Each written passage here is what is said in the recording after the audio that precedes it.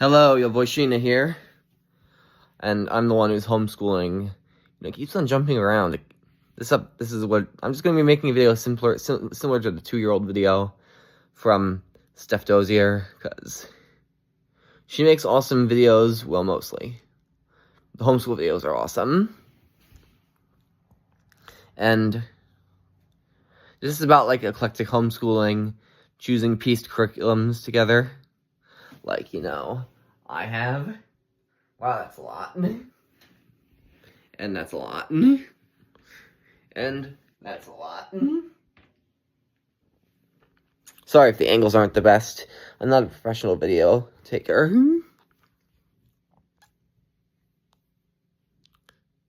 So, I'm currently self-teaching myself, homeschooling, 3rd grade. I'm not going to do hybrid 2nd, 3rd this year, because the 2nd would just make it too easy and boring. Like, I've tried books that are advanced. They just don't give me enough time on YouTube to share homeschool. Whereas 2nd and 1st grade, that's just too easy. So I'm doing the middle spot, the sweet spot, 3rd grade, and then next year 3rd to 4th. And I'm already midway through the year. I'm at the IAP period, which is intermediate activity period. That's the January term, or the J term, as it's called in college. I also like the concept of, like, the 2nd year of 5-year high school being called frosh instead of, like, sophomore. Like, freshman, frosh, sophomore, instead of freshman, sophomore, junior, senior, super senior. Instead, it's freshman, frosh, sophomore, junior, senior. Something Stef Dozier came up with herself for her daughter, Sedona, who's been excelling. She's been doing, like, the best job over the past, like, 3-4 years. And her best years were actually, like, 7th grade onward. Those were her best years. Like, astonishing work for Sedona at that time. And I want to model after her, but get to do that astonishing work earlier on.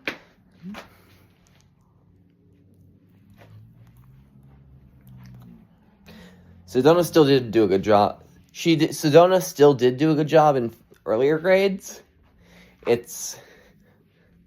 She really shined in her later years. And for me, it's the 2nd round of schooling. And I collect books that are going to go into the way future, like that biology book that Sedona once used 2 years ago. And my curriculum is also based off of my ComHab guy, who's been homeschooling pre-K through 8 from 1999 to 2010. After school, he still went to public schools, but homeschooled after hours, and worked through every single book that there was out there, just like how I want to do.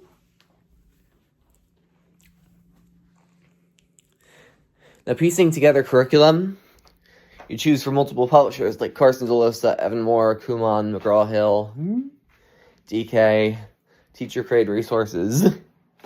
Though my mom doesn't like it when I buy from there, which I do, unfortunately, because that's a Christian resource. Yeah, I do not recommend buying Christian resources because of the way they teach. Because while Christian resources based off of the modern Christianity do teach science correctly and accurately, the older forms of Christian curriculum, like the pre-Reformation, do not teach science accurately. They instead focus on, like, God creating the world 15,000 years ago and the universe 15,000 years ago, which dinosaur fossils have proven to be false. So I don't use other Christian curriculum like BJU Press or The Good and the Beautiful or Abeka. So, I don't know if my friend, what's her last additional? I just know her first name starts with an L, and that's all I can give. Oh, LP. LP is my friend who goes to college with me. Not so much college, so much, but homeschool resource classes.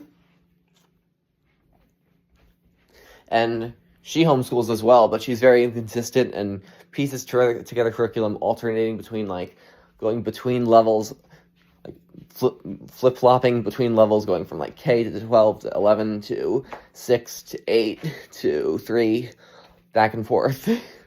Which is something I used to do, but I don't like doing that now. It's okay for her to do that. And then another friend, HB, is somebody who only homeschools science, and she's in her late 20s. She also goes to those resource classes with me, and is part of my social group, unlike LP. So I like to be the eclectic homeschooler that strives for the best as a homeschooler, not with, like, the standards or anything, but with just the secure school model. You can piece together curriculum with workbooks.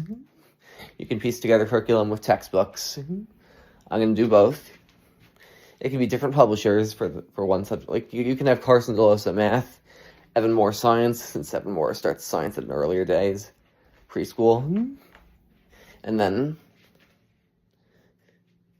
Savis, that's where my mom works. Savis, social studies, and then English. That's a hard one. I guess McGraw-Hill English. That could be, like, your example of a piece together curriculum. This video is kind of long. But my shout outs to a guy I know who is into workbooks and has been since he was 3 years old. Yeah, Mr. Benitez. I don't think I should reveal his first name, but he's vice president of O'Brien CMC. His name comes into the publishing company I'm in, because his name is part of my publishing company in workbooks.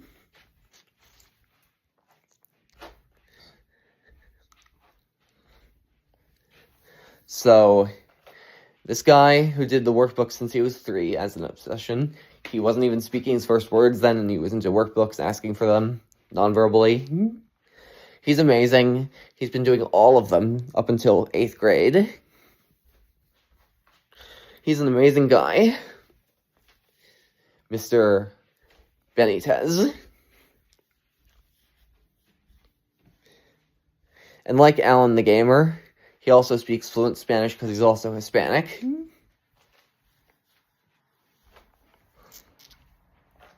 Yeah.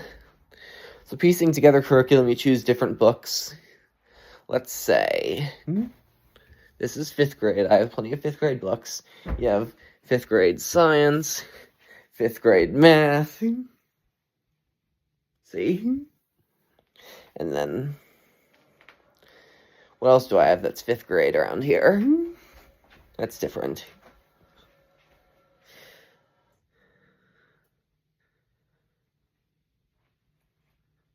Let's see, social studies.